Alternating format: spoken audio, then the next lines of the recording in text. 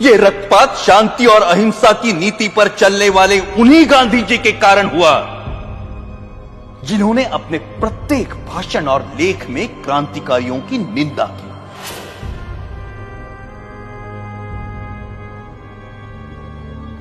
जब गांधी जी के प्रचंड विरोध के बावजूद भी मार्च 1931 के वार्षिक अधिवेशन में कांग्रेस ने भगत सिंह के साहस की प्रशंसा में प्रस्ताव पारित किया, तब गांधी जी अपनी इस पराजय को नहीं भूले और कुछ महीने भीतर जब मुंबई के गवर्नर पर गोली चली तो गांधी जी ने उसका कारण भगत सिंह की प्रशंसा में पारित इस प्रस्ताव को ही बताया।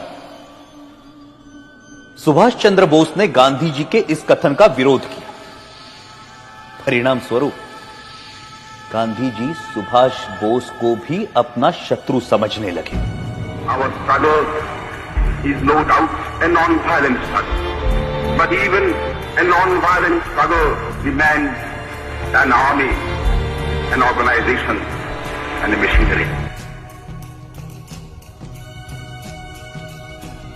और उनका कांग्रेस अध्यक्ष चुने जाने पर गांधी जी ने कहा कि सुभाष की जीत गांधी की हार है। जब तक उन्हें कांग्रेस अध्यक्ष की गद्दी से नहीं उतारा गया तब तक उनका क्रोध शांत नहीं हुआ। जो लोग कहते हैं कि मात्र गांधी जी के परिश्रम से हमें आजादी मिली,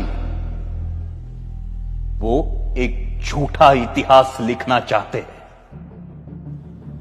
जब तक देशभक्त क्रांतिकारियों के बलिदान को अंधेरे में रखा जाएगा तब तक हमारी आने वाली पीढ़ियां इतिहास के सवेरे से वंचित रहेंगी। Order order.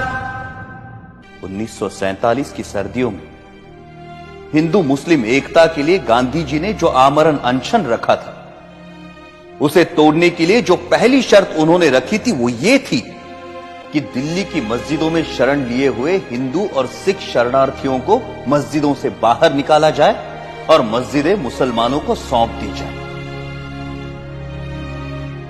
सरकार गांधी के अनशन के सामने घुटने टेकने पर मजबूर हुई और जिस दिन गांधी जी ने अनशन तोड़ा उस दिन वर्षा भी हो रही थी।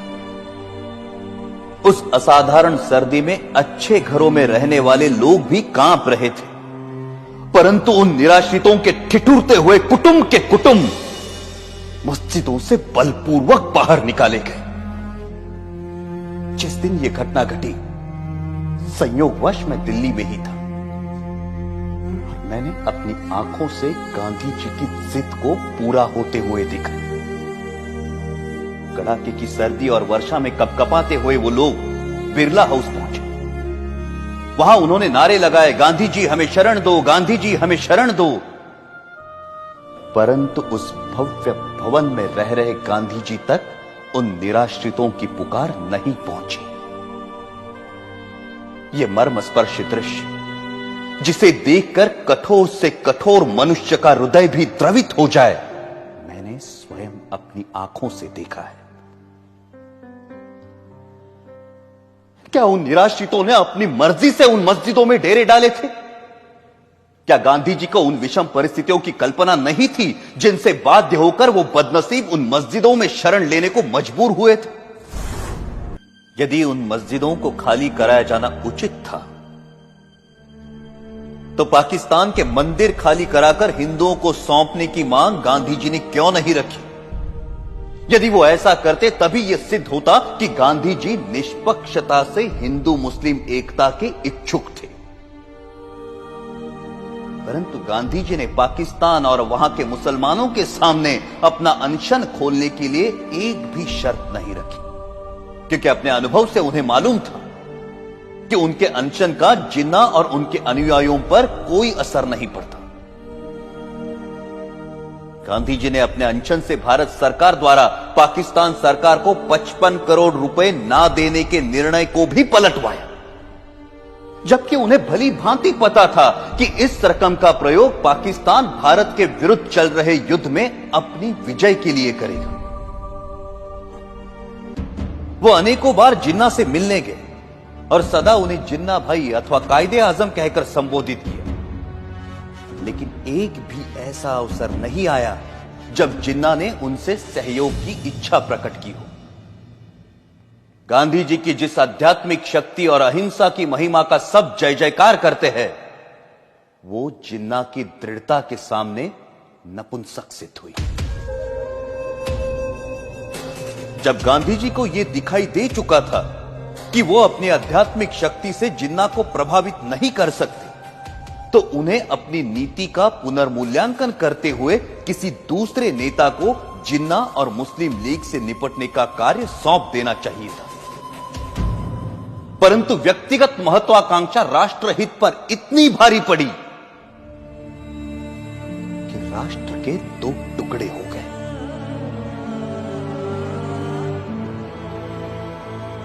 हमारे त्यागी और दूरदर्शी नेताओं ने संपूर्ण भारत की स्वाधीनता के लिए स्वतंत्रता संग्राम में भाग लिया था, परंतु देश के विभाजन से वो संयुक्त राष्ट्रीय प्रयास विफल हो गया। जिन देशभक्त क्रांतिकारियों ने हंसते हंसते फांसी के फंदों को गले से लगाया था, आजीवन कारावास अथवा देश से निर्वासित होने की यातनाएं भोगी थी, क्या उन्होंने इसी विभाजित देश के लिए अपने जीवन दांव पर लगाए थे? 14 अगस्त 1947 को छलपूर्वक भारत के विभाजन को स्वीकार कर लिया गया और पंजाब, बंगाल और सीमा प्रांत के हिंदुओं के भविष्य की किसी ने कोई चिंता नहीं की।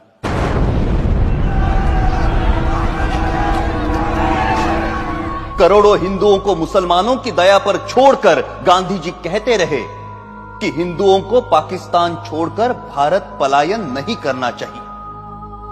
प्रतिदिन हजारों हिंदू पुरुषों का संहार और हजारों हिंदू स्त्रियों की अवमानना होती रही, परंतु उनकी सुरक्षा के लिए भारत सरकार द्वारा पाकिस्तान सरकार पर किसी प्रकार का कोई दबाव नहीं डाला गया।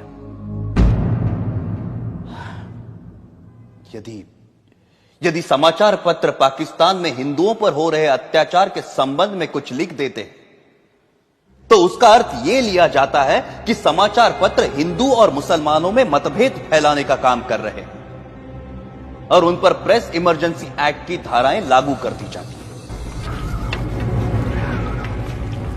पाकिस्तान में हिंदुओं पर हो रहे अत्याचारों के विषय में गांधी जी ने कभी एक शब्द भी नहीं कहा।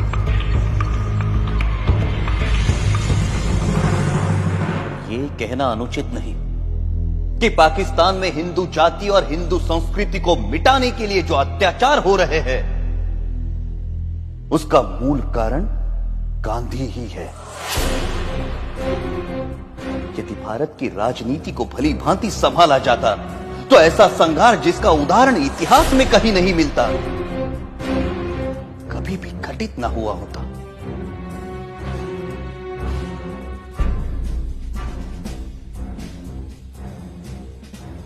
गांधी जी सदा सत्य और अहिंसा के नारे लगवाते रहे। कोई भी समझदार व्यक्ति इन नारों को पूरा नहीं कह सकता, परंतु यह आशा करना कि जीवन सदैव ऐसे उच्च आदर्शों के अनुसार चलेगा, एक दिवा स्वप्न है। वास्तव मुझे स्पष्ट दिखाई देता था कि यदि मैंने गांधी जी का वध किया, मैं जड़ मूल से नष्ट कर दिया जाऊंगा। लोग मुझसे घृणा करेंगे और जो सम्मान मुझे प्राणों से भी प्रिय है वो नष्ट हो जाएगा। मैं अवश्य मरूंगा, परंतु देश अमर होगा। मुझे स्पष्ट दिखाई देता था कि यदि मैंने गांधी जी का वध किया, मैं जड़ मूल से नष्ट कर दिया जाऊंगा। लोग मुझसे घृणा करेंगे और जो सम्मान मुझे प्राणों से भी प्रिय है वो नष्ट हो जाएगा। परंतु मुझे यह भी दिखाई देता था कि भारत की राजनीति से गांधी जी के प्रस्थान से ही भारत का भाग्योदय होगा और देश एक महाशक्ति बनकर उभरेगा। मैं अवश्य मरूंगा, परंतु देश अमर होगा। मुझे गालियां मिलेंगी, परंतु विश्व में भारत का नाम होगा। और यही सोचकर मैंने गांधी जी का वध करने का निर्णय लिया और अपना यह निर्णय किसी को नहीं बताया। अंततः 30 जनवरी 1948 को मुझे मेरा निर्णय साकार करने में सफलता मिली। यदि देशभक्ति पाप है तो मैं मानता हूं मैं पापी हूं, और यदि देशभक्ति प्रशंसनीय है तो मैं स्वयं को उस प्रशंसा का अधिकारी मानता हूं। मेरे जीवन का अंत तो तभी हो गया था जब मैंने गांधी जी पर गोली चलाई थी। उसके पश्चात तो मैं एक अनासक जीवन बिता रहा हूं और मुझे अपने कृत्य पर कोई पश्चाताप नहीं है। गांधी जी ने इस देश के प्रति जो योगदान दिया है उसके लिए मैं उनका आदर करता हूं, और इसीलिए उन पर गोली चलाने से पहले मैं उनके सामने नतमस्तक हुआ था।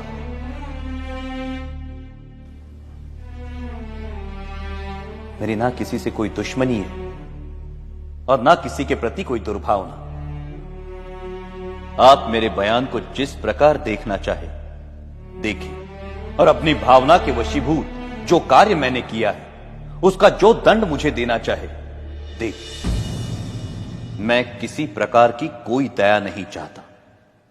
मैं ये भी नहीं चाहता कि मेरी ओर से कोई दया की याचना करे। इस अभियोग में मेरे साथ कई लोगों को षड्यंत्रकारियों के रूप में शामिल किया गया है। इस बारे में मैं पहले भी कह चुका हूं कि इस कार्य में मेरा कोई साथी नहीं है और केवल मैं ही इसका उत्तरदायी हूं।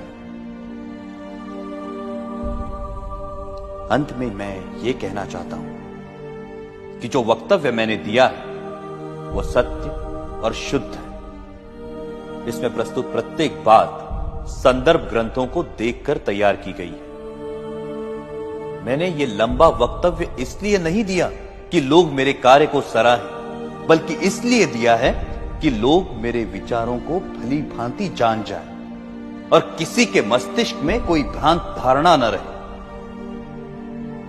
भगवान करे हमारा देश फिर अखंड हो और भारतीय उन विचारों का त्याग करे जो अत्याचारी के आगे झुकने की प्रेरणा देते हैं।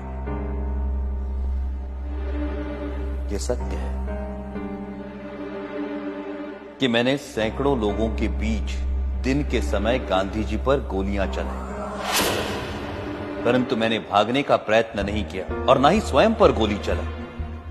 मैंने कानून के सामने आत्मसमर्पण किया क्योंकि मैं अपने विचारों को खुली अदालत में प्रकट करना चाहता था।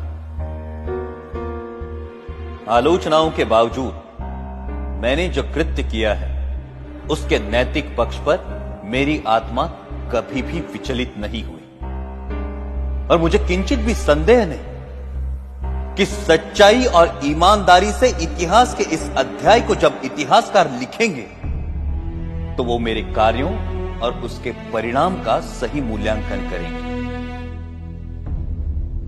मेरा वक्तव्य अब समाप्त हो चुका है। आपने इसे ध्यान से सुना और सुविधाएं दी, उसके लिए मैं आपका कृतज्ञ हूं। जिन्होंने मुझे इस अभियोग में कानूनी सहायता दी और इस अभियोग से संबंधित पुलिस अफसरों का भी मैं कृतज्ञ हूं। जेल के अफसरों को भी सद्व्यवहार के लिए धन्यवाद। अखंड भारत अमर रहे।